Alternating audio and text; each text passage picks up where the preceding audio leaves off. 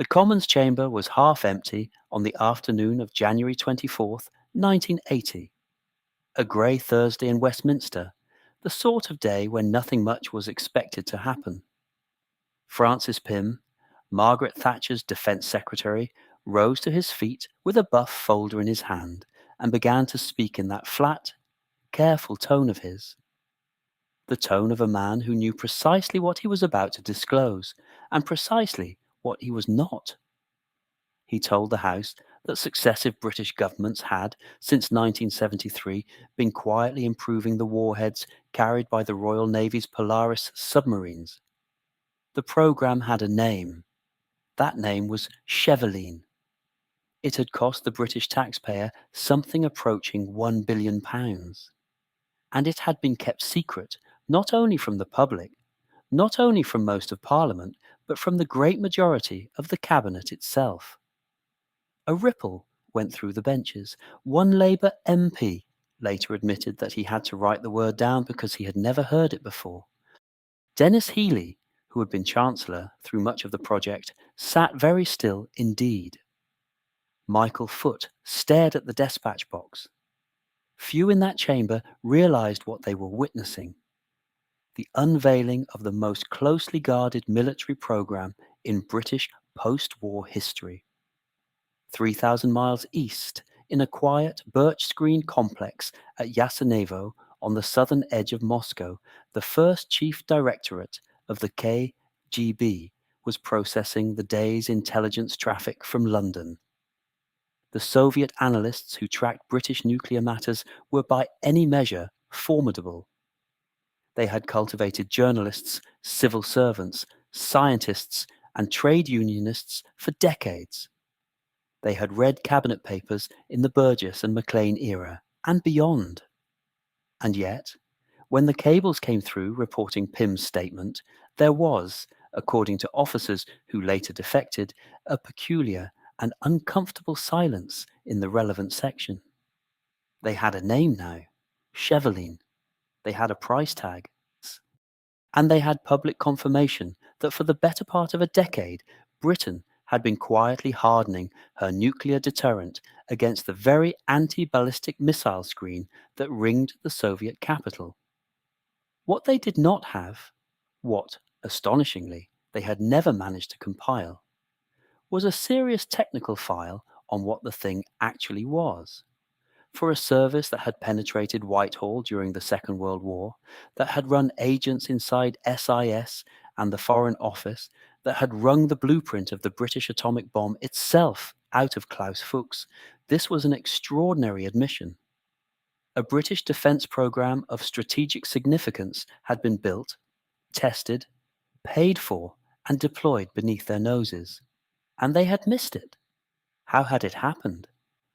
How had a country which had lost its empire, lost much of its global reach, and was in the late 1970s widely regarded as the sick man of Europe, power cuts, 3-day weeks, the dead unburied in Liverpool, managed to keep so vast a secret? How had Aldermaston, with its scientists who took the bus home to Reading in the evenings, defeated the most extensive foreign intelligence machine the world had ever known?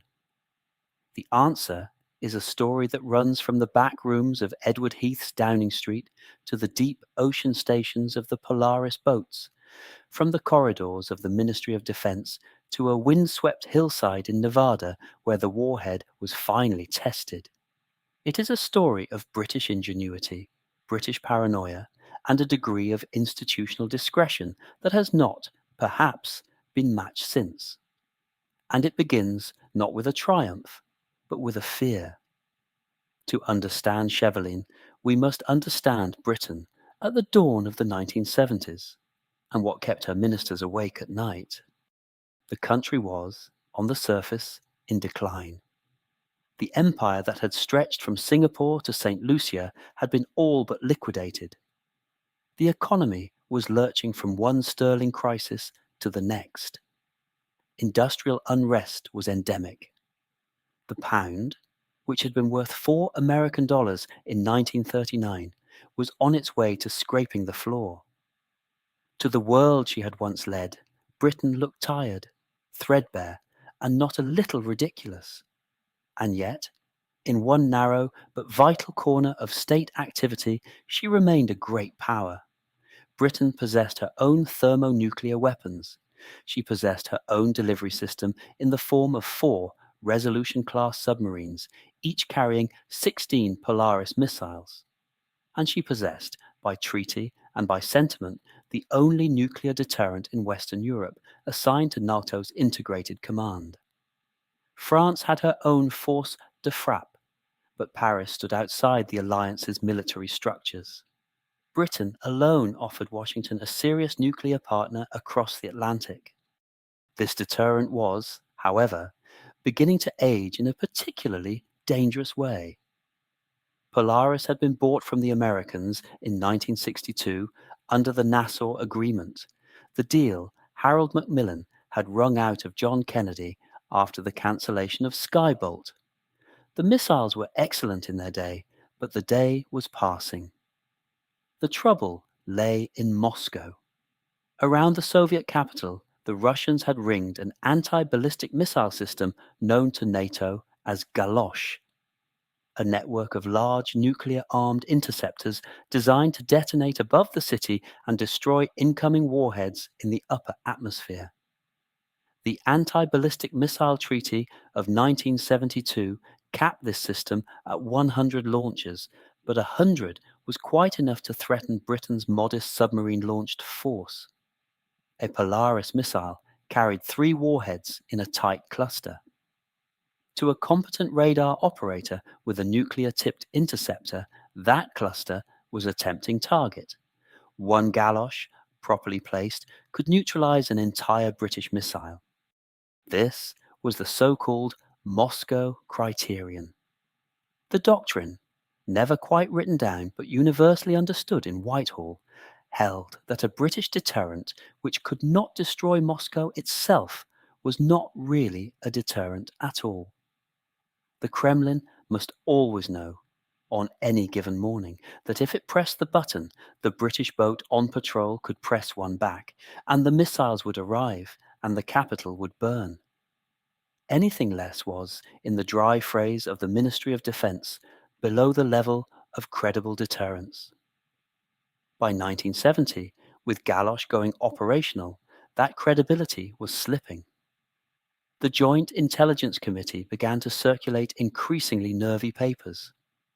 The Chiefs of Staff warned the new Prime Minister, Edward Heath, that without modification, the Polaris force would in time become, in essence, a very expensive bluff. The options were limited. Britain could buy the American Poseidon system, with its multiple independently targetable warheads, but Washington was lukewarm, and the cost was forbidding. She could go to the next generation, the Trident, but that was years away and even more expensive. She could simply accept a degraded deterrent and rely on the Americans, politically intolerable, given the entire purpose of having a national bomb. Or she could try, against considerable odds, to upgrade the existing missiles herself. It was the fourth option that the British, with characteristic stubbornness, chose. They would not abandon Polaris. They would not depend wholly on the Americans. They would instead design their own way through the Soviet shield. The program would be kept invisible from the moment of its conception, and it would, in time, become Chevaline. The decision was Edward Heath's, taken in 1972, in the cramped cabinet room of a Downing Street that was largely unaware of what its master had just authorized. Heath approved a feasibility study on a project then known by the suitably impenetrable codename Super Antelope. From the very beginning, the rules of secrecy were strict to the point of severity. A small inner circle was constituted within Cabinet. A subcommittee of ministers cleared to know what was being attempted. Most colleagues round the larger table were not. The Chancellor of the Exchequer was inside the tent. The Foreign Secretary was inside. The Defence Secretary, naturally. Beyond that, Knowledge was rationed with a parsimony that owed more to the cult of need to know than to ordinary parliamentary practice. Some cabinet ministers learned of Chevaline only when they read about it in the newspapers in 1980. The technical heart of the program lay at the Atomic Weapons Research Establishment at Aldermaston, that low cluster of huts and laboratories in the Berkshire countryside that had built Britain's bombs since Attlee's time. Aldermaston had a particular ethos: clever, civilian-minded, slightly shabby, and absolutely committed to keeping its mouth shut. Successive directors had presided over a culture in which scientists rarely discussed their work with their own families, and in which the canteen conversation, even on a quiet Friday, never strayed beyond rugby and the weather. The men who led the project were of a type that would now be called eccentric. Physicists, raised in the wartime tube alloys tradition, engineers who could draw the cross-section of a Polaris missile from memory, and a thin layer of senior civil servants, Victor Macmillan of the Ministry of Defence chief among them, who acted as midwives between science and government. They worked under conditions of compartmentalization that exceeded anything practiced on the regular nuclear weapons program. Drawings were destroyed daily. Computers were air-gapped, before air-gapped was a phrase. Even within Aldermaston, only a fraction of staff knew what the project was for. The technical challenge was novel. Britain needed a way to ensure that when a Polaris missile released its warheads in space, those warheads would survive Galosh's nuclear detonations on the way down, and would arrive on Moscow in sufficient numbers and with sufficient confusion that the Soviet system could not pick them out. The answer the British scientists arrived at was elegant: a front end, a maneuverable bus carrying not 3 warheads but 2, surrounded by a swarm of decoys, chaff, and other penetration aids, all hardened against radiation. The bus would adjust course, scatter its load, and present the Soviet radars with so many plausible targets that the interceptors would either exhaust themselves on false ones or detonate against shielded re-entry vehicles that could shrug off the blast. It was, in essence, the British answer to the American Poseidon, but smaller, cheaper, sneakier, and tailored exactly to the Moscow problem. The Americans, when finally briefed in detail, were impressed. Some on Capitol Hill quietly thought it could not be done at all. Across the Iron Curtain, the Soviet defense establishment continued, in good faith, to plan against a British Polaris force frozen in the configuration of 1968. The Soviet missile defense designers, chief among them General Grigory Kisunko, the father of Galosh, were optimizing their interceptors and their radars against the threat as they understood it. They knew the British had a deterrent. They knew it was old. They believed they could, in extremis, defeat it. They were about to be quietly wrong-footed by a country they had long ceased to take entirely seriously. The bus from Aldermaston was already being drawn. In February 1974, the British electorate, weary of strikes and 3-day weeks, turned Edward Heath out of office and returned Harold Wilson to Downing Street. The new Prime Minister inherited the keys to the secret, along with the keys to number 10. He was briefed within his first days. He listened. He asked few questions. And he authorized the program to continue. This was not a foregone conclusion. Wilson's Labour Party contained a significant unilateralist wing, men and women who would, had they known the figures, have brought the government down rather than approve them. The foot tendency, the bend tendency, the constituency parties up and down the country all believed that Britain should have no nuclear weapons at all. To these comrades, the cabinet papers said nothing. The Chevaline file was kept inside an even tighter inner circle, a special ministerial group known by an anonymous committee designation, which excluded Tony Benn and Wilson's left-leaning cabinet colleagues entirely. Healy, As Chancellor, gritted his teeth at the cost and signed off. Roy Mason, as Defense Secretary, then Fred Mully after him, presided over a program whose details they could not share with their own backbenchers. By 1976, Wilson had resigned and James Callaghan was Prime Minister. The bills were climbing. The original estimates of around £250 million had been overtaken.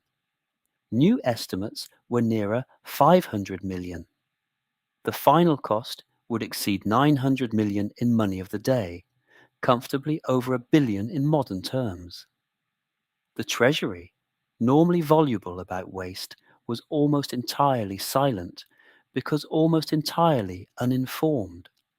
Callaghan, who had served in the Royal Navy and had a sailor's instinctive respect for the deterrent, did not flinch. He continued the program.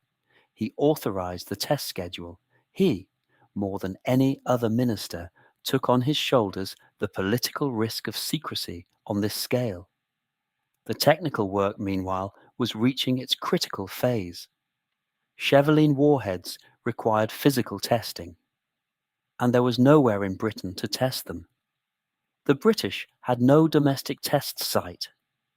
The atmospheric tests of the 1950s on Christmas Island and Maralinga were a generation in the past, conducted in conditions that would now be considered scandalous and politically impossible to repeat.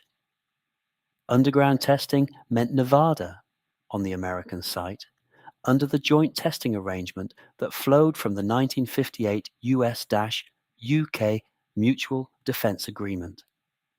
Through the late 1970s, British devices went west. They travelled under impenetrable cover. They were dropped down shafts in the Nevada desert. They detonated. The Americans observed. The British took the readings. Both walked away. The Soviets, who watched the test pattern obsessively from satellite and seismograph, registered the events as part of the normal Anglo-American testing rhythm and assigned them to existing programs. They did not connect the detonations to a new British penetration aid for Polaris. There was no obvious reason why they should. In May 1979, Margaret Thatcher came to power. Briefed within days, she immediately confirmed continuation of the program, but she also resolved to bring it into the open. The cost was now too large to conceal indefinitely. The Treasury was beginning to ask awkward parliamentary questions. The Public Accounts Committee was sniffing. Thatcher, with characteristic decisiveness, instructed Francis Pym to prepare a statement. The decision to declassify Chevaline was, in its way, the most consequential moment of the entire affair. For 7 years, the secret had held against journalists, against Parliament, against the formidable apparatus of Soviet espionage. Now it was about to be cracked open from inside, and the world was about to learn what Britain had built. Pym's statement of January 24, 1980 was deliberately spare. He told the Commons enough to legitimate the cost, and not a syllable more. There would be no diagrams, no technical specifications, no discussion of where the device had been tested or how exactly it worked. He confirmed only that the system would shortly enter service aboard the Polaris boats, that it would extend the life of the deterrent into the 1990s, and that it was, the phrase was carefully chosen, fully effective against the anti-ballistic missile defenses the Soviet Union had deployed. That sentence was the whole game. To the Soviet General Staff, decoding it that evening through the cigarette smoke of Frunze Street, it meant precisely one thing. The British had solved the galosh problem. Whatever the new front end consisted of, it had been built specifically to defeat the screen around Moscow. The Soviet ABM commanders, whose careers had been spent persuading the Politburo that they could blunt a British strike, were suddenly looking at an enemy whose missiles they could no longer reliably stop. Inside the warhead itself, Though the public would not learn the detail for many years, the cleverness of the British design was on full display.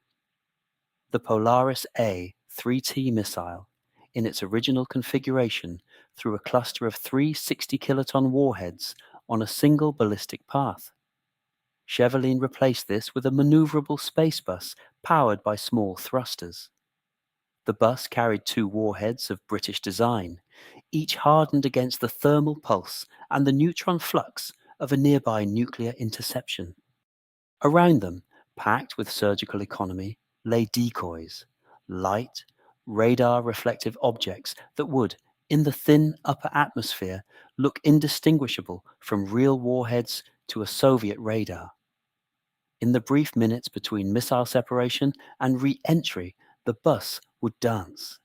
It would alter its trajectory, release its passengers in a carefully choreographed pattern, and spew its decoys into a widening cloud. A galosh interceptor racing up to meet what its radars believed to be three warheads would in fact be hunting through a haze of dozens of plausible targets. By the time the cloud re-entered the atmosphere, where the decoys, being lighter, would burn off and reveal themselves, it was already too late. The warheads were below the engagement window.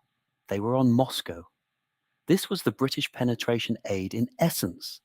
Not brute force, but misdirection. Not more megatons, but more cleverness.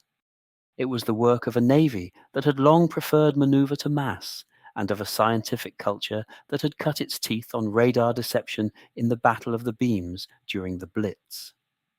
Aldermaston had, in its quiet way, applied to the upper atmosphere the same principles by which R. V. Jones and his Air Ministry colleagues had once bent German bomber beams over the North Sea.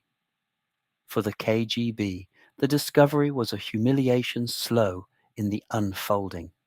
The first Chief Directorate did not, in 1980, suddenly produce a complete file on Chevaline. It produced, instead, a long and embarrassed silence, followed by a frantic catch-up. Through the early 1980s, Soviet officers tried to backfill, to reconstruct from open sources, parliamentary leaks, and trade journals the shape of a program they had missed in real time. Years later, when material from the Mitrokhin Archive crossed to the West, historians would find that for all the volume of KGB collection against Britain in this period, the Chevaline file was thin to the point of indignity.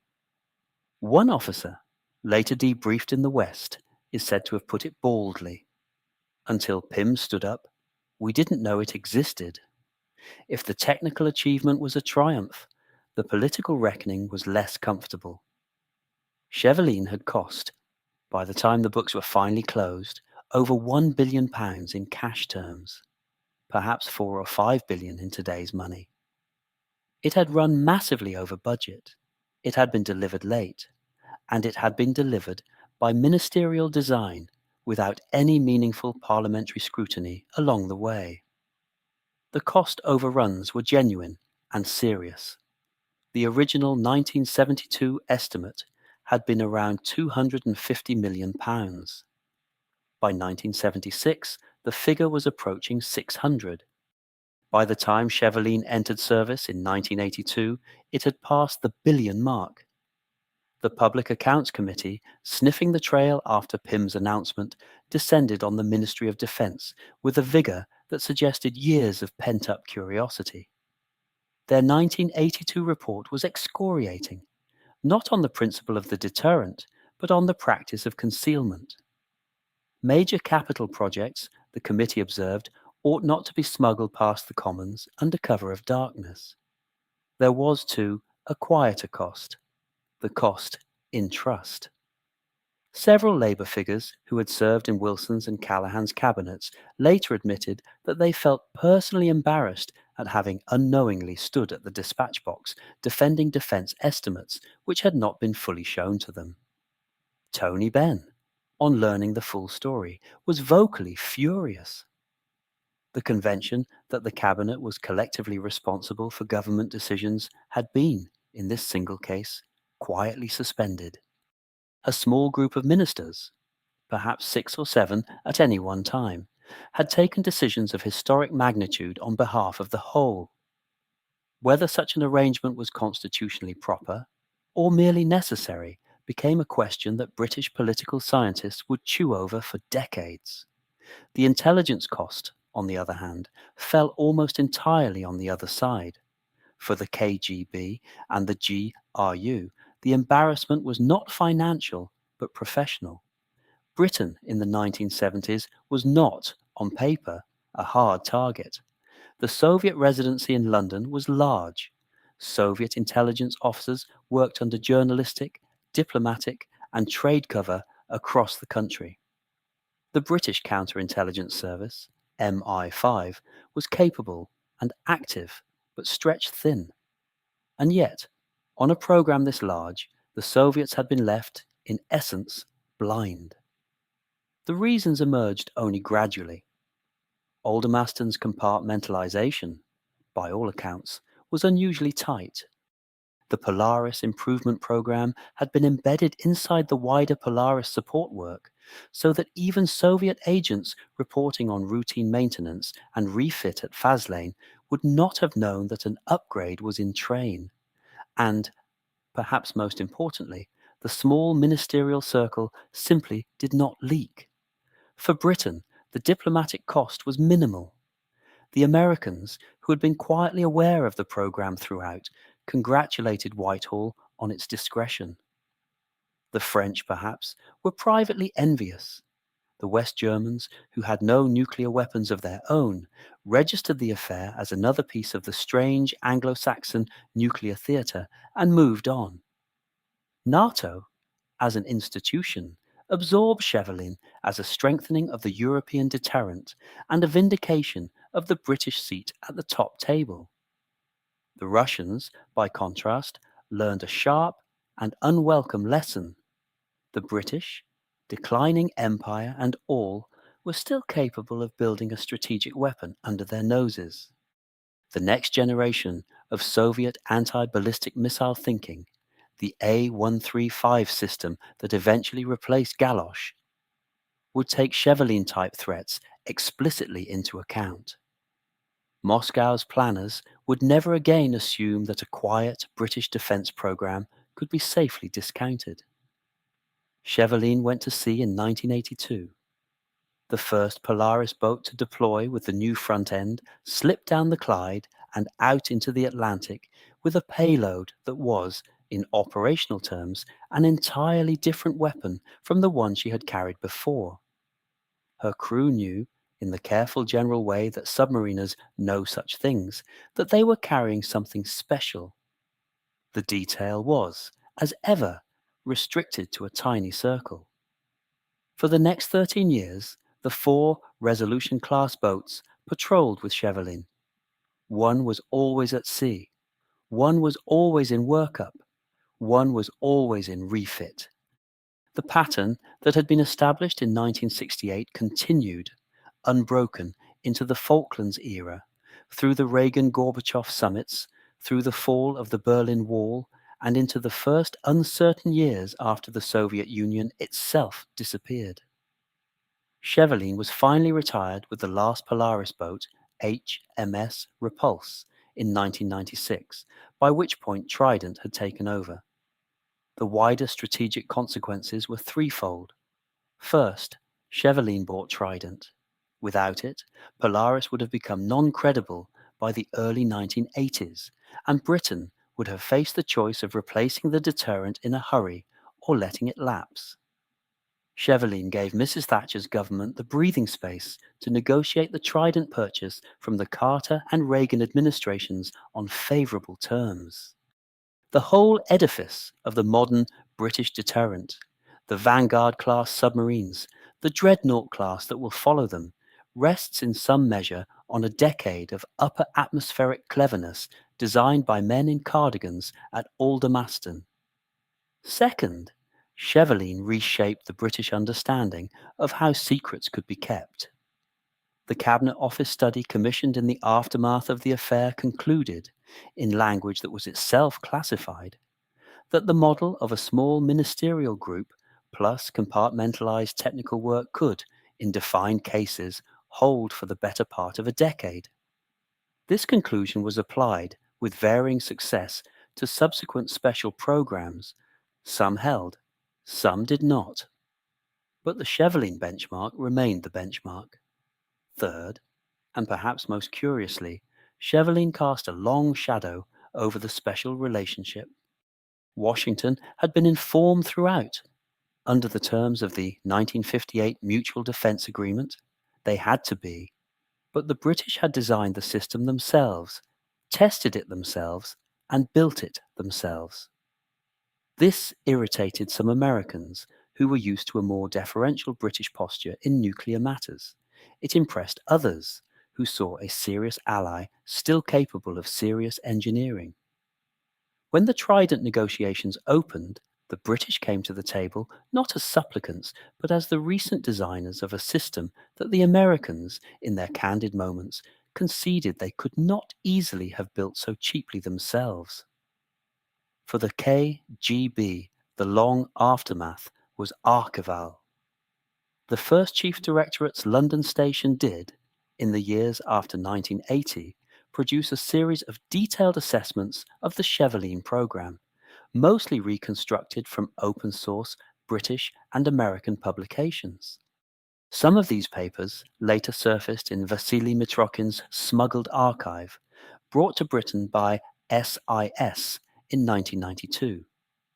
Christopher Andrew, in his official histories, would observe that the file was richer in retrospective analysis than in real-time intelligence, a polite scholar's way of saying that the Russians had been making up for lost time. By the time the Soviet Union itself was no more, Chevaline was already a museum piece. But the manner of its building and the manner of its keeping would outlast both empires. What, then, are we to make of Chevaline, half a century on? The straightforward answer is that it was a remarkable feat of British engineering, accomplished under conditions of austerity, secrecy, and political turbulence that would have defeated most countries. To build a strategic nuclear penetration aid, to design, test, and deploy a maneuverable warhead bus capable of fooling the world's most heavily defended capital, was not the kind of thing Britain in the late 1970s was supposed to be able to do. The country could not, in those years, reliably collect the rubbish. It could, however, design and build a weapon that the Soviet General Staff did not know existed. There is a temptation, in retrospect, to read this as a parable of declining empires, the quiet last gasp of a great power that could still, when pressed, summon the technical brilliance of its earlier age. There is something in that reading. The Aldermaston culture of the 1970s drew directly on the tube alloys generation, on the radar pioneers of Bawdsey and Malvern, on the cryptographers of Bletchley. Chevaline was, in a sense, the last collective expression of a wartime scientific civil service that had not yet been broken up by the reforms and contractings out of the years that followed. But there is a less elegiac reading too. Chevaline showed that a medium-sized European power, possessed of competent scientists, a serious bureaucracy, and a tradition of institutional discretion, could still, in the late 20th century, build a strategic weapon outside the direct gift of the superpowers. That lesson is not a historical curiosity. It is a live lesson. Today, when Britain builds the Dreadnought-class submarines and contemplates the warhead that will succeed Trident, the Chevaline experience remains the institutional template. A small ministerial circle, an Aldermaston with its mouth shut, a cabinet trust narrowly drawn and tightly held. There is, finally, the matter of the secret kept. Britain's intelligence relationship with the Soviet Union was, in the long run, a story of mixed fortunes. The Cambridge Five remain a wound, the Portland spy ring, the Vassal case, Profumo, and Ivanov. All of these embarrassed successive governments. But against that ledger, one must set Chevaline, a £1 billion decade-long, strategically transformative program that the KGB simply failed to penetrate. It is a victory rarely celebrated, precisely because it was a victory in not being seen. The next time you read about a leak in Whitehall, about a defence project briefed against in the morning papers, about a cabinet minister freelancing on the airwaves, remember that there was an age, not so very long ago, when a British government built one of the most sophisticated weapons in its history and kept its counsel from start to finish. The men and women who did so are mostly dead now. Some lie under modest headstones in Berkshire churchyards, their wartime decorations long since put away, their part in the affair never publicly acknowledged. They preferred it that way.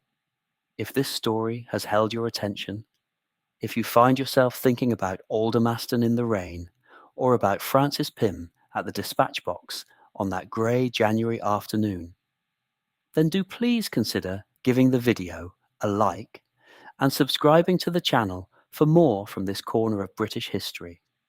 And in the comments below, I would be very glad to hear your view.